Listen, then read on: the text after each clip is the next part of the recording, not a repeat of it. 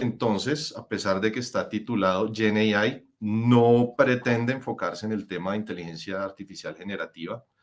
Y aprovecho para comentarles que si quieren aprender más acerca de temas como GenAI, transformación digital y todos los conceptos técnicos mucho más específicos, y si de repente tienen dudas al respecto, los invito a que entren al canal. Brenda, porfa, puedes poner la dirección ahí en nuestro canal de YouTube. Suscríbanse. Hay un portafolio de videos y de webinars muy amplio, al igual que este que va a quedar grabado, donde pueden eh, aprender acerca de todos estos conceptos mucho más detallado. La visión que yo pretendo abarcar en este webinar es una visión un poco más general y vamos a entrar en materia como para ver, pues fundamentalmente, cuáles son los retos y cómo se resuelven con esta plataforma, ¿vale? Entonces, la definición que tenemos acá: inteligencia artificial generativa es una tecnología que permite crear contenido nuevo a partir de datos existentes, facilitando tareas creativas y repetitivas. Y quise resaltar la parte que aparece diciendo sin necesidad de programación avanzada. Y hago el disclaimer que esta definición la generé con DeepSeek. Entonces, yo creo que no soy el único que aprovecha este tipo de herramientas para apoyarse en precisamente la generación, la consulta, o en algunos casos más sofisticados, empezar a crear algunas tareas, apoyarse en desarrollos de código como Copilot, etcétera. Ahora, yo no soy el único y quiero empezar por exponer un caso muy curioso que ocurrió aquí en Colombia hace un par de años, pero que nos va a ambientar un poco en lo que les quiero contar acerca de los retos que nos genera la inteligencia artificial generativa.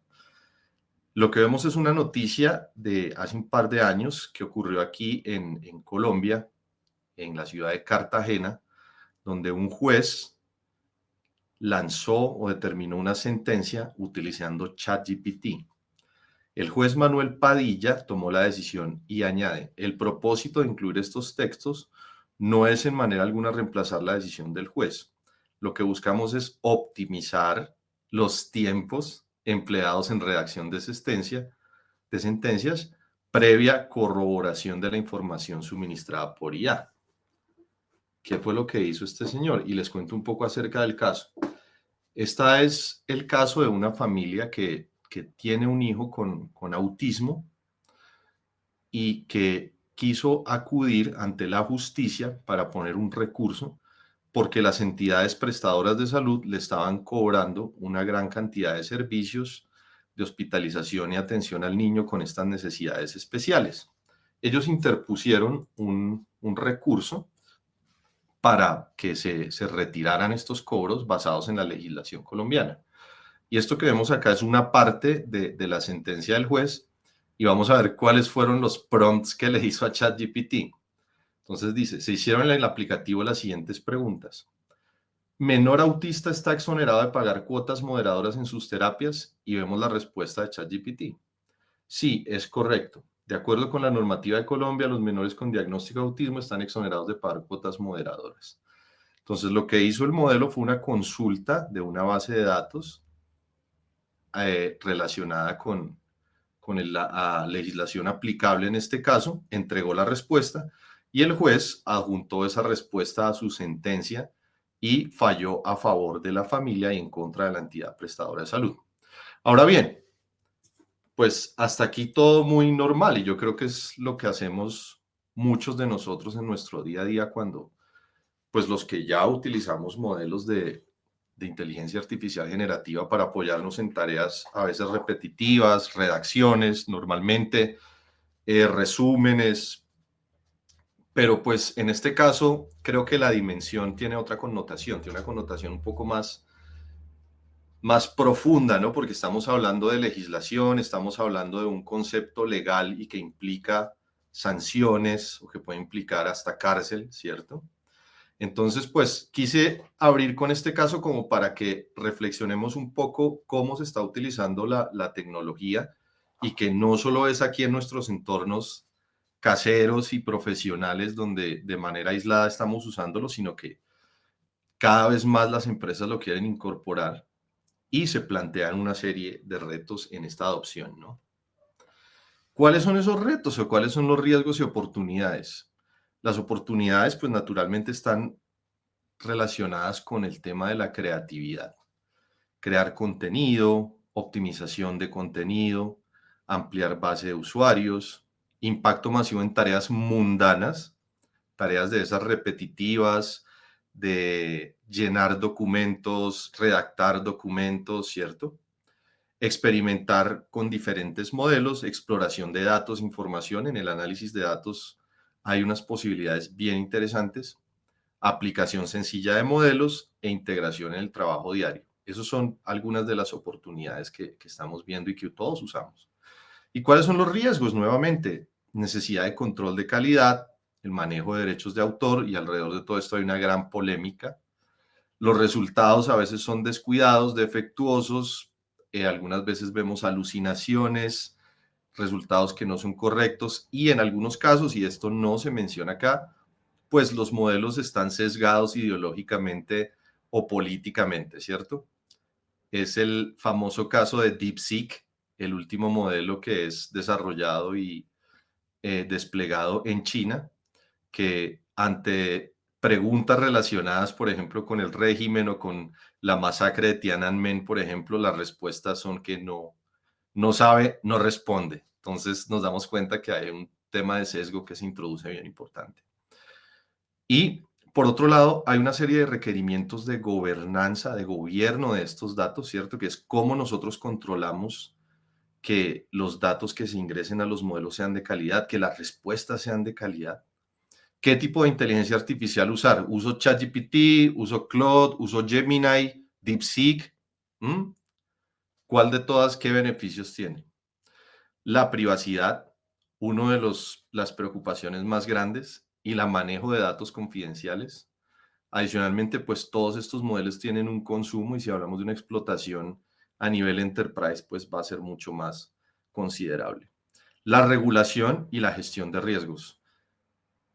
Sabemos que este tema hay un esfuerzo regulatorio no solo a nivel local, a nivel de América Latina, Centroamérica, Europa, que ha sido pionero en estos temas de regulación. Estados Unidos es un poco más laxo y de hecho propugna por una desregulación de todos estos temas, pero naturalmente pues nosotros como empleados, como empresas, como emprendimientos o startups tenemos que eh, apegarnos a estas normas, y hay que saber cómo esas normas regulan nuestros despliegues de inteligencia artificial.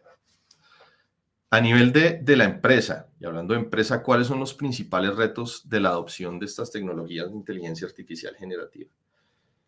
Y lo quise agrupar en tres áreas, llamémoslo así, que son las áreas que naturalmente por experiencia nosotros tocamos en las empresas cuando hablamos de proyectos de ciencia de datos, analytics, inteligencia artificial, etcétera. Primero, pues está la parte de TI o IT, que les preocupa temas de privacidad, de gobierno de datos y, como siempre, el costo. A nivel de los usuarios, la alfabetización o literacy de data analytics, accesibilidad y automatización, la confiabilidad y la veracidad, que era lo que estábamos mencionando hace un momento. A nivel de compliance, entonces, que es cuando nosotros tenemos problemas, la seguridad y privacidad de los datos, las implicaciones éticas, que era un poco lo que se planteaba con esta noticia del caso que ocurrió aquí en Colombia, y los retos regulatorios que son completamente pues dinámicos y particulares de cada región o de cada país. Entonces vemos que hay una tensión, ¿cierto? Yo lo llamo una tensión, una pelea entre el deseo de implementar la inteligencia artificial generativa y gobernarla. Es como un pulso entre la razón y la pasión, por así decirlo. O sea, como que todos usamos a nivel personal la inteligencia artificial generativa, estamos viendo las ventajas, le sacamos mucho provecho, pero las empresas, las entidades, los gobiernos quieren regular. Entonces está esa presión. Aquí vemos una gráfica de un estudio del año pasado de Cisco de privacidad de datos, donde nos dice a la izquierda que 79% de los encuestados percibieron que hay un valor significativo en la adopción de GenAI. La gran mayoría dice que es muy significativo este valor de adopción. Pero por otro lado, 27% de las organizaciones, de hecho, no tienen una duda, sino que prohíben tajantemente el uso de GenAI. Y eso es algo que estamos viendo a gran escala. En los colegios, universidades, prohíben el uso de GenAI, controlan el uso de GenAI, ¿cierto? Para evitar plagios y temas que contradicen un poco la forma tradicional de educar y de entregar la información, ¿cierto? Entonces, ahí vemos que dentro de todo ese grupo hay diferentes tipos de posiciones. El 27%, o sea, un cuarto de estas empresas no permiten para nada la GenAI. Unos ya están empezando a gobernarla y hacen alguna verificación de datos, otros tienen restricciones y otros limitan los datos. Entonces, ¿en qué posición están ustedes? Los invito a que se pregunten si todavía no tienen una regulación específica, están pensando en regular el uso de GenAI, están pensando en adoptar GenAI masivamente en la empresa. Entonces, esas son las preguntas que quedan en este momento en el aire, pero pues en general lo que podemos ver es que hay naturalmente una tensión entre la adopción y la regulación. Entonces, hay algunos países donde se permite la adopción, hay una regulación un poco más laxa a nivel, digamos, país. En las empresas igualmente, habrán empresas que permiten una adopción, una regulación más estricta, pero en general vamos a ver que eso requiere un equilibrio en aras de la gobernanza y en aras de la calidad de los datos. ¿Cómo nos ayuda NIME entonces? Vamos a entrar en materia, ¿no? Ya vimos o iniciamos con la discusión de ¿cuáles son esas barreras para la adopción de GenAI? Nuevamente, si tienen alguna duda particular con el tema de GenAI, quieren saber cómo funciona, cómo se incorporan los modelos, qué podemos y qué no podemos hacer, con el mayor gusto nosotros podemos apoyarlos en la resolución de esas dudas, pero pues no están en el alcance de este webinar. Los invito nuevamente a que vayan al canal, se suscriban, igual nosotros también podemos atender cualquier requerimiento puntual.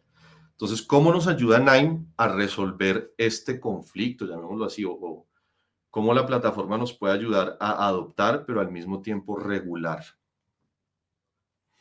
Entonces, voy a contar un poco acerca de NIME.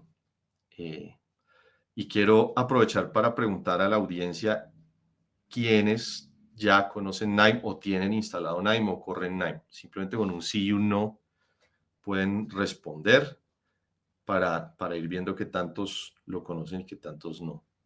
Ahora, si hay, ok, si hay personas que tienen un uso avanzado de NIME o hay personas que hasta ahora están entrando en este universo, de igual manera, pues ahí este webinar aplica para todos. Entonces nos dice, yo conozco, Haider Jiménez dice no, Evelyn dice lo conozco pero no lo he usado, Víctor Lozano no, fabuloso. Fabuloso. Entre menos gente lo conozca, mejor, porque tenemos un anuncio para ustedes, pero no me voy a adelantar a la Baruch, Liliana Monroy, sí, listo, perfecto. Nuevamente, este webinar estamos aquí charlando, estamos viendo como algunos features, no pretende ser por ahora un entrenamiento en Nine, pero bueno, me parece muy bien que la gran mayoría no lo conozca, porque vamos a hacer un anuncio ahora al final del webinar que va a ser del interés para todos. Entonces, NIME es una herramienta abierta y colaborativa. ¿Esto qué quiere decir? Que no es de código cerrado. Todos pueden ingresar a NIME, tanto usuarios naturales o personas naturales como empresas. Es abierto, investigativo. De hecho, esta plataforma nace desde un grupo de investigación en biología que decidió cómo facilitarse las cosas en términos del análisis de datos. NIME es como la navaja suiza del análisis de datos. Y es una comparación muy válida porque NIME es una empresa suiza. Entonces, de alguna manera, incorporan eso a su funcionamiento. Entonces, algunos números, más de 5.000 organizaciones en 40 industrias están utilizando en este momento NIME y hay de todos los tamaños. O sea, hay gente en este momento que tiene, por ejemplo, un pequeño e-commerce que está haciendo análisis con NIME de clientes, haciendo predicciones de pronósticos de demanda, inventario, como hay empresas grandísimas como Airbus, como Burt, como, bueno, aquí en Latinoamérica otras que no sé si me atrevo a mencionar por temas de confidencialidad, pero son empresas muy grandes que empezaron algunos curiosos dentro de la organización a utilizar NIME y de repente se desplegó masivamente y ya están empezando a utilizarlo para sus iniciativas de analíticas a nivel industrial. NIME es una plataforma que abarca todo el proceso de análisis de datos. ¿Esto qué quiere decir? Tanto la extracción, transformación y carga de los datos, la limpieza y todos los procesos relacionados con los datos, la conexión a diferentes fuentes, y esto me parece pues muy valioso y que lo tengan en cuenta. NIME no solo lee archivos locales, que es lo que vamos a ver en un demo, lo que hacemos, digamos, tradicionalmente, que es leer un Excel, un CSV local o que vive localmente en nuestro computador, sino que también se va a poder conectar a bases de datos, a sistemas ERPs, a buckets de la nube, aplicaciones, etcétera, y ya cuenta con conectores nativos para estas bases de datos. Entonces eso me parece fenomenal porque nos ahorra ahí también una serie de procesos. Adicionalmente cuenta con una gran cantidad de nodos y de librerías para inteligencia artificial, machine learning, para GenAI también, y puede generar, o digamos en el proceso de salida, puede conectarse a otras APIs, puede generar archivos, reportes, unos tableros de BI también muy sencillos o conectarse a otra plataforma de BI más sofisticada, digamos si ustedes manejan Tableau, Power BI, etcétera, también se pueden conectar. Entonces es una herramienta muy versátil y muy poderosa. ¿Cómo se construyen los flujos? Pues como están viendo en este momento. Un flujo es básicamente una conexión de nodos y cada nodo cumple una función específica dentro de ese flujo. Pero más adelante vamos a hacer un poquito más de énfasis en eso. NIME es una herramienta escalable. ¿Qué quiere decir esto? Y era lo que les contaba un poco de cómo es la historia de NIME dentro de las empresas y nosotros dentro de Nexolution, cómo promovemos el uso y la adopción de NIME. Entonces hay dos mundos, uno que es el Analytics Platform y otro que es el servidor NIME. Analytics Platform es una plataforma que se descarga como aplicación en sus computadores, tanto PC como Mac, y es donde se trabaja todo el tema de nodos, extensiones, flujos de trabajo.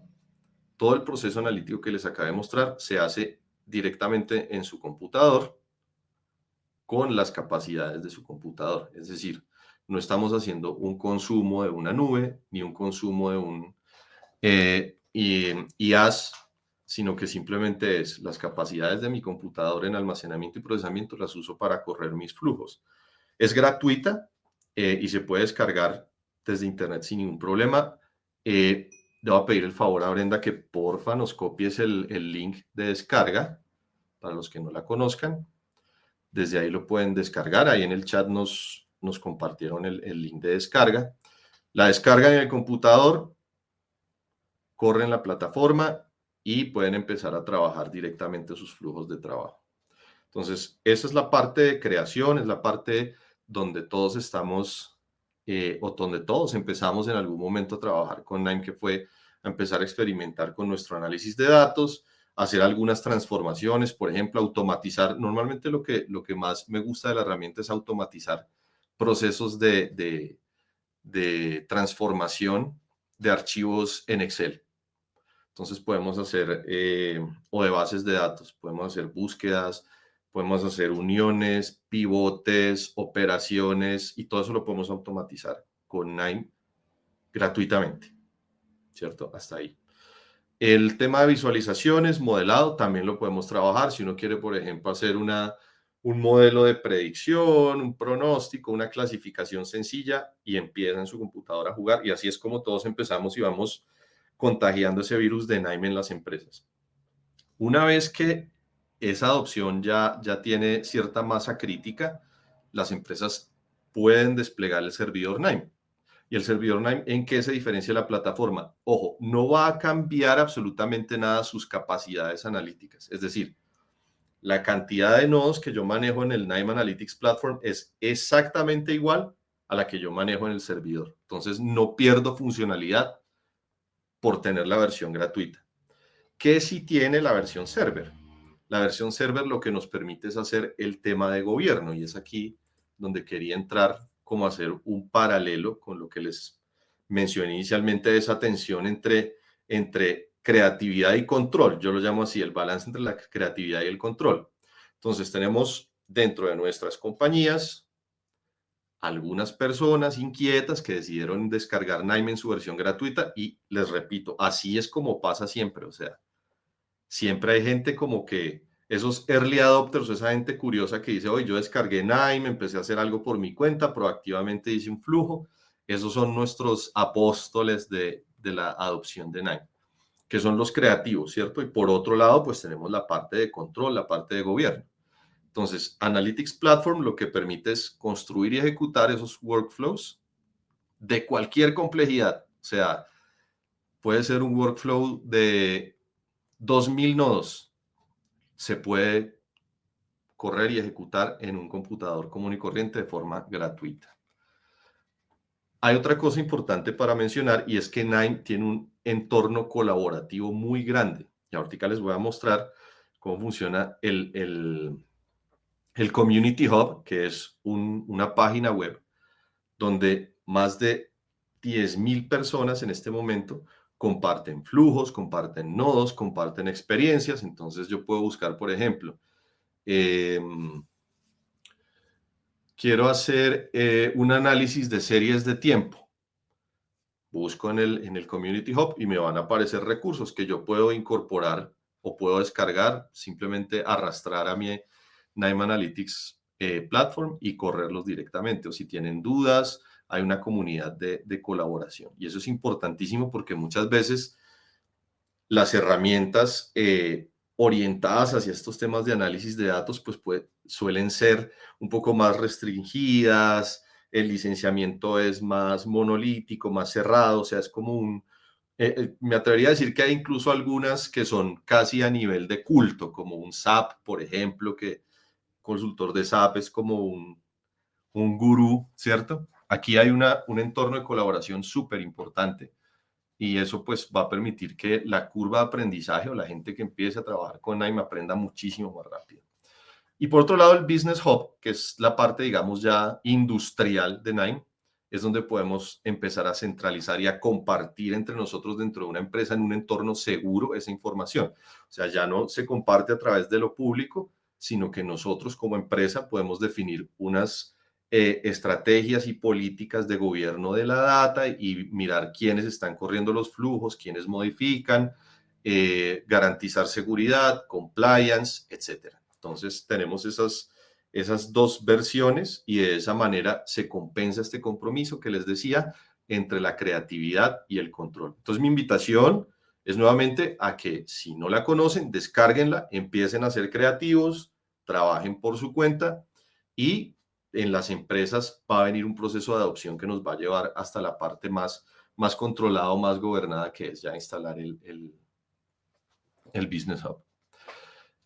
Esta laminita que tengo acá me parece sensacional, porque lo que nos habla es de cómo se hace esa alfabetización en data y construir una comunidad de ninjas de Nime.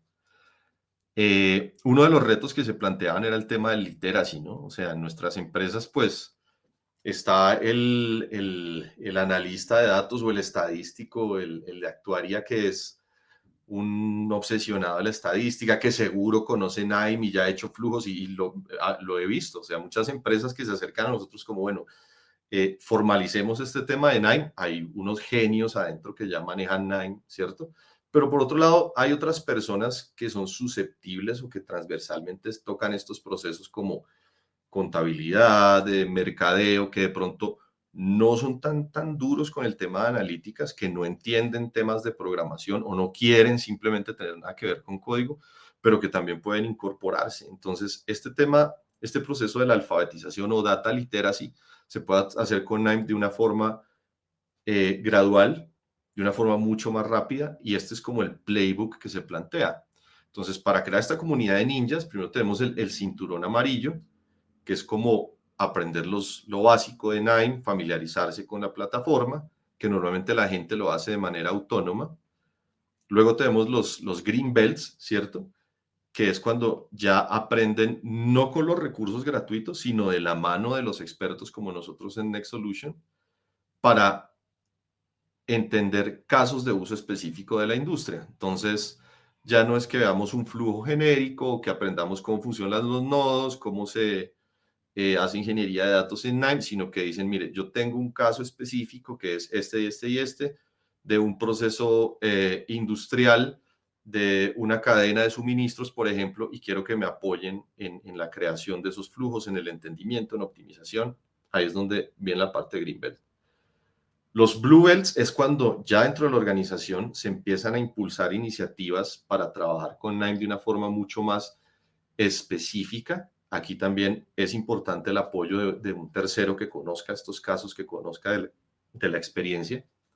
Y finalmente tenemos los Black Belt Ninjas, que ya son, digamos, los que son completamente duros, expertos en el tema de Nine y que de alguna manera generan mucho más impulso dentro de las empresas y instruyen, digamos, hacen una instrucción y una evangelización in-house de todos los temas relacionados con Nine.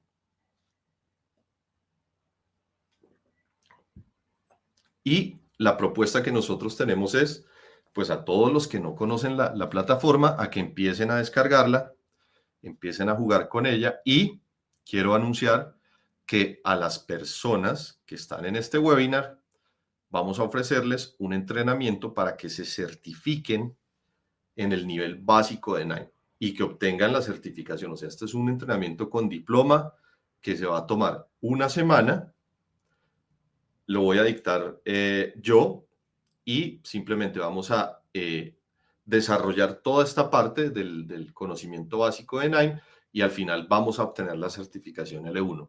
Entonces, ahí de chéveres, gratis, vamos a hacer ese entrenamiento y vamos a proponer que al menos 20 personas se conviertan en Yellow Belt de Nine y que empiecen a generar esa inquietud dentro de sus empresas.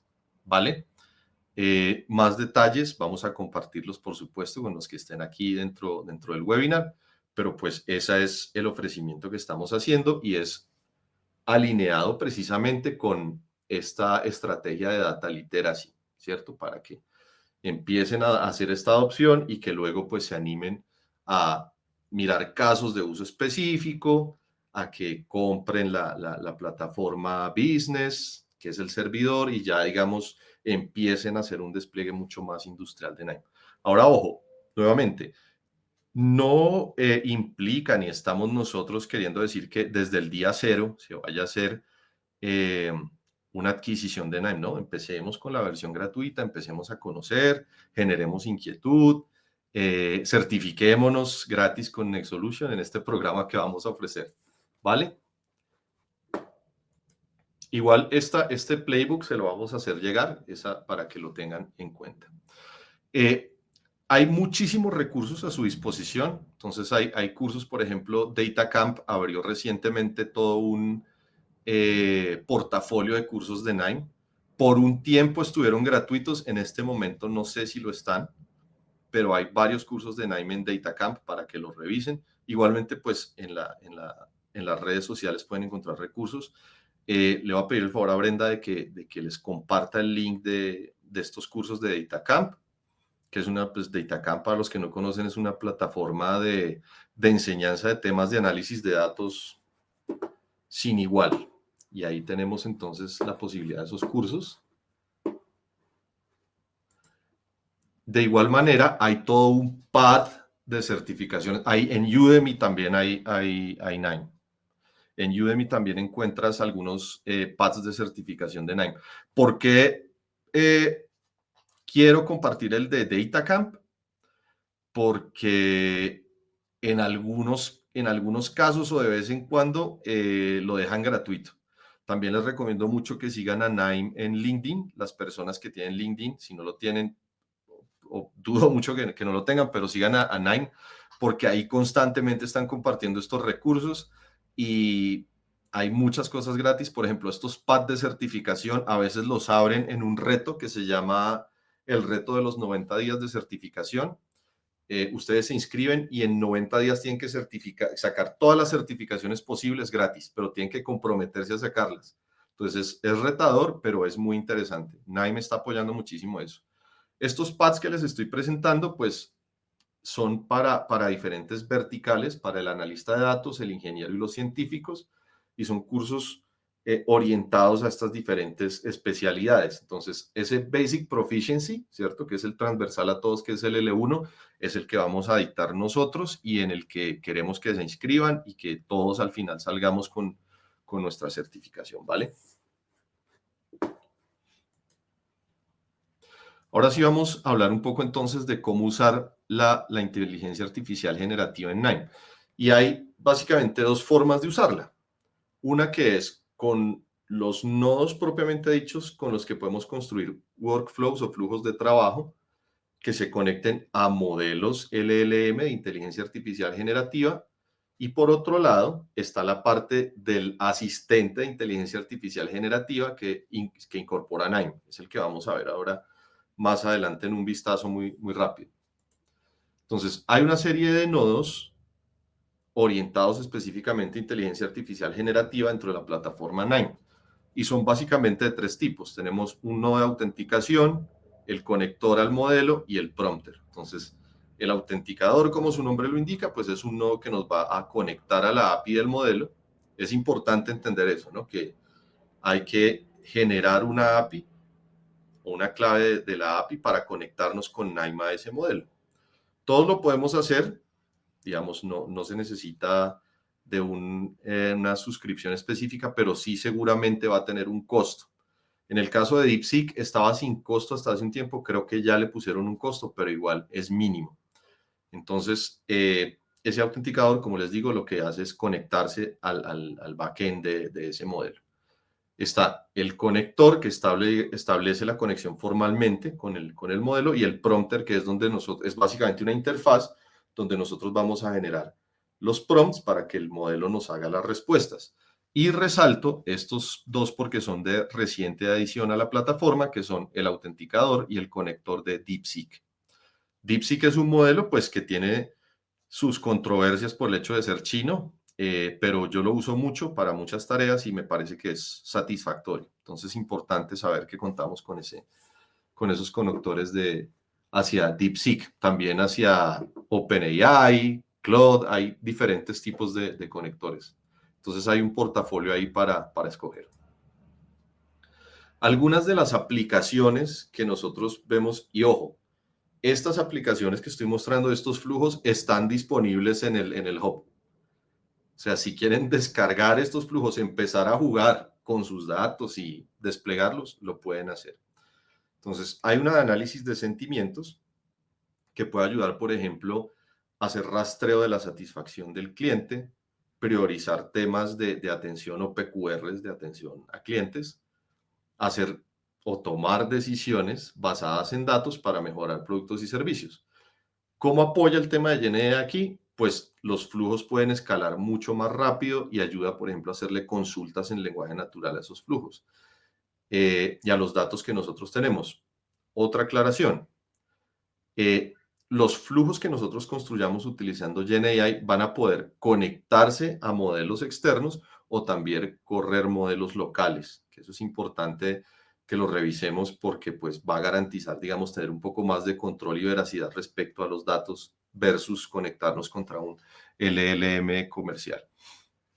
Entonces, una de esas aplicaciones es el análisis de sentimientos, otra es el motor de respuestas, que con uso de un modelo de GenAI se puede hacer chatbots de autoservicio que pueden asistir con soporte al cliente o soporte instantáneo 24/7 para obtener información o para el tema de recursos humanos.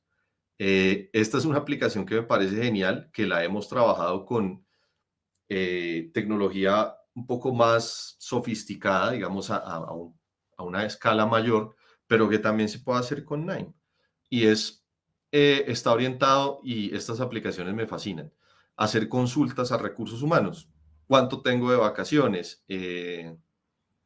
Mm, ¿Cuánto es mi prima de servicios? No sé, o mis bonos, o este tipo de cosas que uno tradicionalmente consulta con recursos humanos y que a veces se demora. Y bueno, uno podría trasladar ese trabajo hacia recursos humanos. Otra aplicación que nosotros trabajamos fue para una flota de transporte de carga que tiene una línea de contacto de soporte. Entonces, este agente funciona como la primera línea de respuesta a la que los conductores le hacen preguntas relacionadas con el vehículo, le pasó esto y lo otro, ¿qué debo hacer? O tengo una novedad, ¿cierto? Entonces, ese tipo de motores de pregunta y respuesta se pueden construir con módulos de inteligencia artificial generativa. Resumen y consulta de textos, que es pues extraer información y hacer sentido de información de una gran base de datos de texto. Una aplicación buenísima es, por ejemplo, lectura y hacer preguntas a una base de datos o a un documento de un RFI o de un RFP. Hay un RFP muy grande de 2000 páginas, no sé, para contratar la construcción de una represa, no sé, una cosa gigantesca. Y uno puede hacer un modulito o una aplicación para hacerle preguntas a ese documento específicas. Por ejemplo, para mirar historias clínicas, investigación. Una aplicación que alguna vez trabajamos, consultas sobre procesos judiciales, que eso también se usa mucho y es de una utilidad grandísima, y es el proceso, no sé qué, entonces que le genere esos documentos. Ese tipo de cosas también las podemos automatizar con GenAI. Esta es una aplicación que está en el Hub y que pueden revisarla también, que es la destilación de información de hojas de vida. Entonces, aquí lo que se hace es que se lee una base de datos o un repositorio de hojas de vida y se extraen los nombres y los emails. En este caso particular es únicamente nombres y emails y los presenta en un tablero. Pero podría ser otro tipo de información, por ejemplo, palabras clave. Yo quiero descartar candidatos que no estén certificados en Nine, por ejemplo. Entonces podría construir este flujo para hacer las preguntas en lenguaje natural y que los sumarice o los resuma y me lo presente en un tablero, como estos son los candidatos, este es el top 5, va de acuerdo a ciertos criterios. O sea, son labores en las cuales sí podemos apoyarnos en una GenAI y que son esas labores, como yo decía al principio, mundanas, que se pueden automatizar de manera muy eficiente y sin necesidad de recurrir pues a temas de código sofisticados, que es que en Python y hágale el no sé qué y la transformación y los diccionarios, no, sino que construyendo ese flujo lo podemos hacer. Ahora, quiero hacer una claridad, y es que no quiero pues yo dejar completamente afuera a la gente que le gusta el código o que hace código pesado.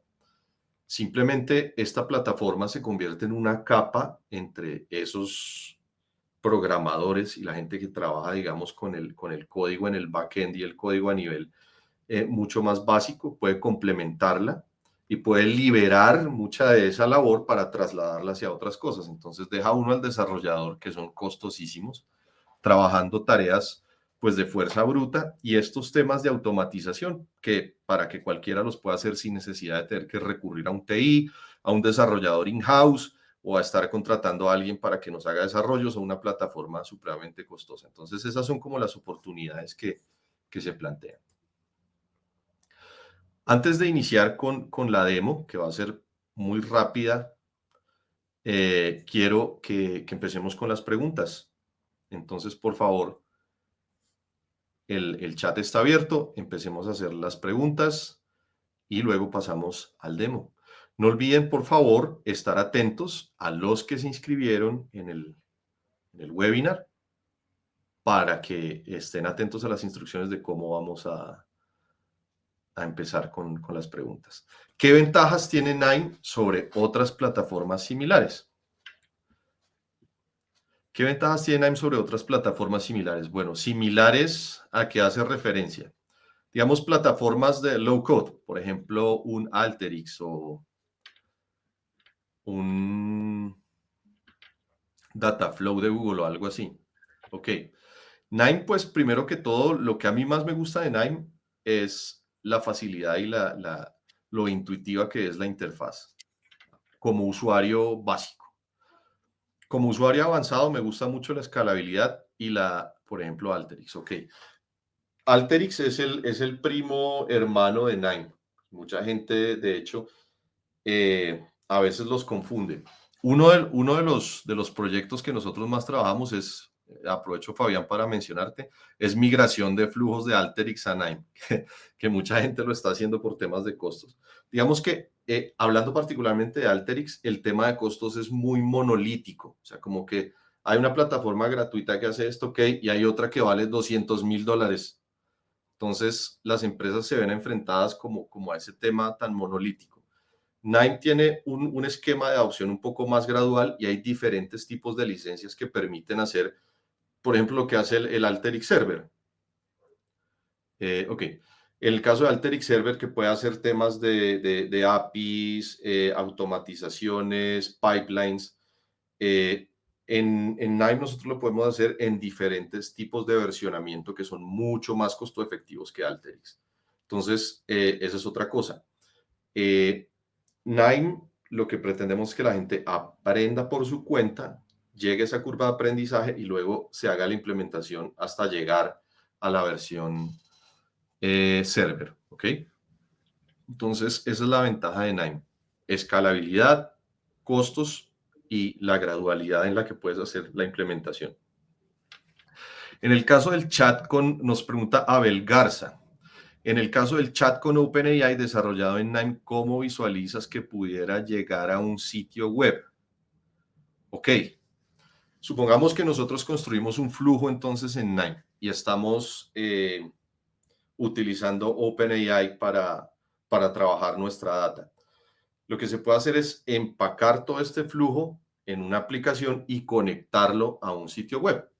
Entonces el sitio web lo que se hace o lo que se construye es un front o un landing page o puede ser una paginita tipo chat que sea el front del ingreso de esos datos el prompter, por así decirlo, o el agente. Y por detrás te conectas con la plataforma de Nine. Entonces puedes construir el flujo en tu computador si lo vas a hacer gratuito. Si lo vas a hacer a nivel enterprise, pues sería en la versión enterprise de Nine.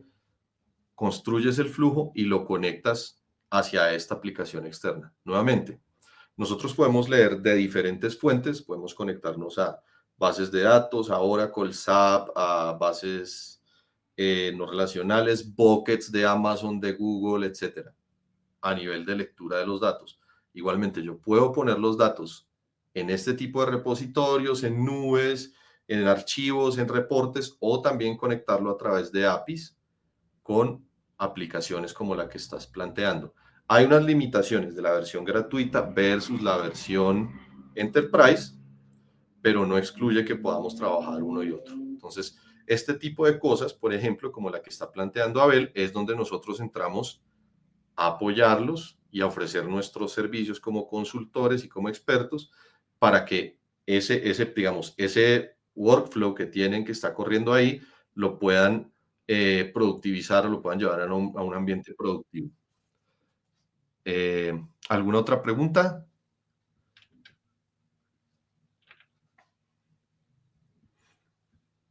Sí, mira. Víctor Lozano, un ejemplo más retador o el ejemplo más retador que tengas al haber implementado Nine. Claro que sí. Recientemente estuvimos trabajando precisamente con una empresa bueno, no voy a decir nombres, pero va a hacer el esfuerzo, una siderúrgica, una empresa que trabaja con acero de escala multinacional en América Latina y América del Norte, que manejaba muchos modelos, o sea, había gente dentro de la compañía que ya había trabajado y había construido flujos, por ejemplo, para manejar predicciones de temperatura en altos hornos. Y querían implementar otros flujos y otros modelos que tenían, por ejemplo, hechos nativamente en Python, en R, en otras plataformas analíticas. Y el mayor reto fue, primero, hacer la integración de todos estos flujos y la construcción de esos flujos hacia la plataforma Nine. Uno, o sea, eso fue muy retador. Segundo, cómo hacer que estos flujos estuvieran disponibles para consulta de toda la compañía y con las diferentes características de seguridad. O sea, no todos los equipos eran transversales a esta información, sino que habían unos que podían ver ciertas cosas, otros podían ver otras, otros tenían control sobre, por ejemplo, qué variables o qué features iban a ser parte de este modelo. Entonces fue, primero que todo, hacer esa migración y esa integración de los flujos y luego hacer toda la construcción del Business Hub, la instalación del Business Hub, por supuesto, la construcción y el despliegue de todas las políticas de gobierno y de seguridad para implementarlas. Y pues estamos hablando, como te digo, que era más o menos unos 200 o 300 flujos más 10, 20, 30 modelos que vivían en otras plataformas para instalarlos en un servidor y que estuvieran disponibles para las diferentes sucursales, tanto en México, en Estados Unidos, Brasil, Colombia, y que pudiera cada uno consultarlo y que pudiera cada uno trabajar lo que fuera específico. Entonces, es un reto, primero que todo, desde el punto de vista de la optimización de los modelos, de los flujos de trabajo, porque habían unos que eran susceptibles de optimización, por un lado, y por otro lado, por la dimensión del proyecto, ¿no? Estamos hablando de la dimensión o de una empresa supremamente grande. Miguel Díaz, ¿puedes usar modelos LLMs de Anthropic o Gemini dentro de Nine? En este momento, los de Anthropic, el Claude, se puede usar. Gemini creo que todavía no está el conector, pero te confirmo. En el curso, si te vas a meter al curso, yo guardo la pregunta y te respondo. Muy seguramente con el tiempo lo van a desarrollar si no está ese nodo, pero el de Gemini no estoy seguro en el momento. Igual, pues básicamente lo que va a cambiar del uno al otro nuevamente es uno de autenticación, el prompter y la conexión. Entonces simplemente cambia de uno a otro. Haider Jiménez. Conozco un amigo que trabaja analizando los mensajes de WhatsApp de todos los conductores de carga referente a temperatura, fletes, ciudades, fallas mecánicas, y su trabajo es organizar, estructurar y tomar decisiones sobre estos mensajes. ¿Nine podría ayudarle? Por supuesto que sí, por supuesto que sí. Digamos, por un momento ponte en los zapatos del consultor Haider y que llega un cliente con este requerimiento. Entonces, yo trabajo analizando, ¿cierto? Entonces, vas a empezar a pensar en un tema vienen a la mente Python, Spark y una nube y infraestructura, una cosa así brutal, gigantesca, un proyecto súper sofisticado. Todo esto que está planteándose lo puede hacer con unos pocos nodos de Nine, efectivamente. Y si tu amigo quiere hacerlo, digamos, a motu propio, quiere hacerlo en su computador, lo invito a que descargue Nine y a que ese mismo requerimiento que tienes ahí lo empiece a buscar en el Nine Community Hub y seguramente va a encontrar un proyecto parecido y él puede ir jugando hasta construir un flujo que le sirva. Claro que le puede ayudar y de hecho me parece genial que invites a tu amigo a que se una al curso. Si al final o en el mediano plazo podemos apoyar en la construcción de ese flujo, fabuloso. Entonces la respuesta es sí. Nos quedan 5 minutos. Brenda, no sé, voy a pasar el demo a máxima velocidad. Sí, creo que así ahora sí pasamos a la demo. Como quiera, por acá en el chat les dejo el programa de certificación para que de una vez lo tengan por si a las 12 en punto se tienen que retirar algunos. Claro que sí, Haider. Claro que sí, claro que sí. Bueno, nuevamente ahí les dejan el link del programa de certificación. Ojo, simplemente mírenlo, pero estén atentos porque todos los que se inscribieron van a tener acceso a esta capacitación que vamos a hacer. Bueno, muy rápidamente voy aquí a recorrer la interfaz de Nine. Entonces, aquí tenemos un lienzo que es donde nosotros construimos nuestros flujos de trabajo, y aquí están los nodos. ¿Qué es un nodo? Un nodo es básicamente un punto dentro del flujo que cumple una función específica. Entonces, aquí tenemos algunos de entrada y salida, que son con los que leemos datos, manipulación. Fíjense que son filtros de filas, columnas, concatenar. Básicamente son unos nodos que hacen SQL y hacen pivotes en Excel automáticamente. Algunos nodos para hacer visualización, unos nodos de analítica y conexiones hacia bases de datos. Y súper importante, aquí abajo, a la izquierda, tenemos Kai, el asistente de inteligencia artificial generativa de Nine. Entonces, aquí le doy que se loguee a mi hub. Ahí me dijo, gracias, ya me logueé, y paso acá. Y este asistente, y lo voy a presentar muy rápido, por favor, bájenlo y ustedes úsenlo un poco y volvemos a vernos. Tiene dos funciones, una que es de preguntas y respuestas y otra que es de construcción. Entonces, por ahora está en inglés, pero uno le puede hacer preguntas en lenguaje natural. Le dice, por ejemplo, ayúdame a construir un flujo de trabajo. Y él me va a decir, listo, selecciona un nodo que represente tus datos. Entonces me voy aquí a los nodos, voy a escoger el lector de Excel, vuelvo aquí con este, y ahora un nodo, que es esto que nosotros tenemos acá, voy a agrandarlo un poquito, tiene entradas, salidas y también una configuración interna. Entonces aquí en la configuración de este lector de Excel, lo que voy a hacer es cargarle un archivo de Excel, cualquiera. A ver, este archivo, que son unas descargas de canciones. Y corro mi nodo con el play y aquí cargó la tabla. A partir de esto yo puedo hacerle preguntas o puedo pedirle a mi asistente que me ayude a desarrollar. Entonces le voy a decir, ayúdame a eliminar los valores nulos de todo el archivo.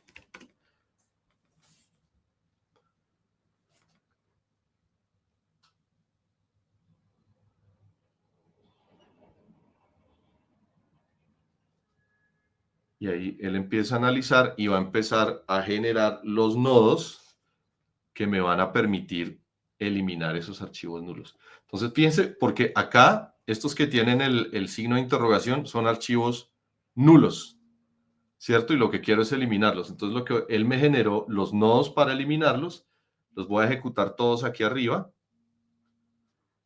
Se ejecutaron todos y aquí al final simplemente tengo el archivo sin ceros y así puedo eliminar otras cosas. Bueno, se acabó el webinar, lo siento mucho por ahora, pero acuérdense que nos volvemos a ver y vamos a profundizar en cómo se utiliza la plataforma y aprender a hacer esto y muchas cosas más. Muchísimas gracias a todos y nuevamente estén atentos a la información para que sigamos con el curso. Muchas gracias, Brenda. No sé si tengas algo que decir para cerrar. No, nada, igual agradecerles por haber acompañado a Nico el día de hoy. Les reitero lo que les comenté al inicio. Posterior a la finalización del webinar, vamos a estarlo subiendo a nuestras plataformas para que estén al pendientes. Igual a ustedes les va a estar llegando un correo, pues por ahí nos apoyan con una encuesta de satisfacción y también van a tener el link directo para acceder a la información, tanto a la presentación como la grabación del webinar.